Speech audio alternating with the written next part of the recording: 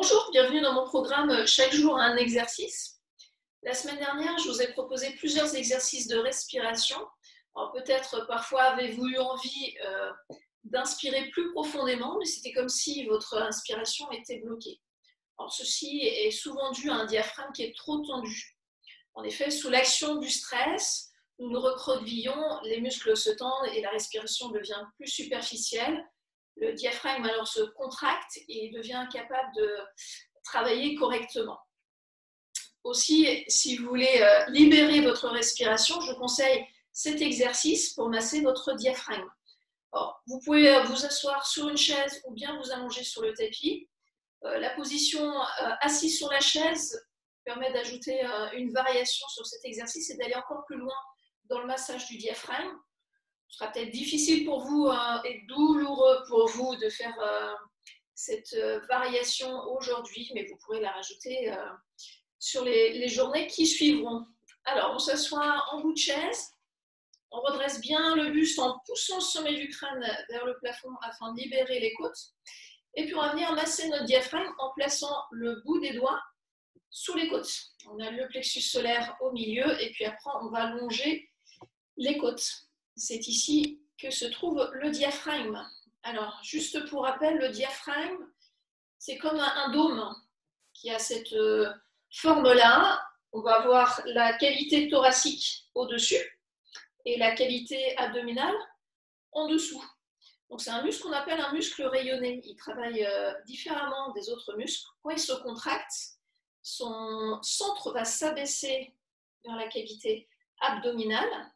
Et là, il va s'étaler, contrairement aux autres muscles. Quand les contractent, ils ont tendance à se raccourcir. Eh bien, lui, hop, il prend plus de place.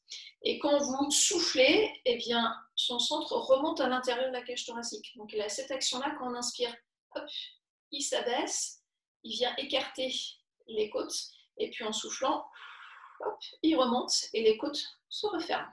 Donc, il s'insère sur les dernières dorsales, il fait tout le tour des côtes. Donc, nous, on va venir le masser là, sous les côtes. On va essayer d'aller chercher le plus loin possible aussi sur les côtés. Alors, on va partir du haut, vraiment à la base du sternum, et on va masser notre diaphragme quand il va être en train de remonter à l'intérieur de la cage thoracique.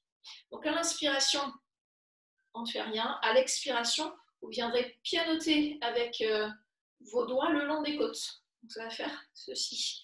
J'inspire, puis j'expire.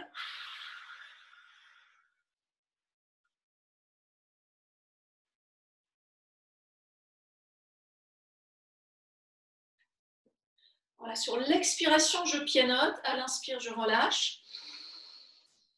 Et à nouveau, j'expire.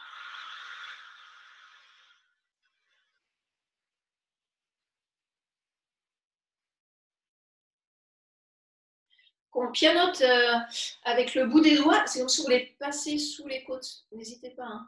Vous pouvez faire passer vos doigts. Alors, vous allez peut-être sentir des zones un peu plus douloureuses que d'autres. Au niveau du plexus solaire, ça peut être un peu douloureux aussi à cet endroit-là. Après, ça dépend vraiment des gens. Alors, vous pouvez faire 5 expirations comme ça et masser votre diaphragme.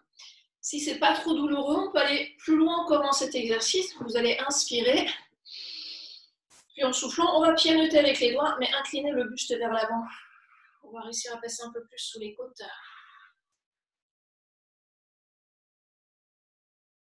Encore.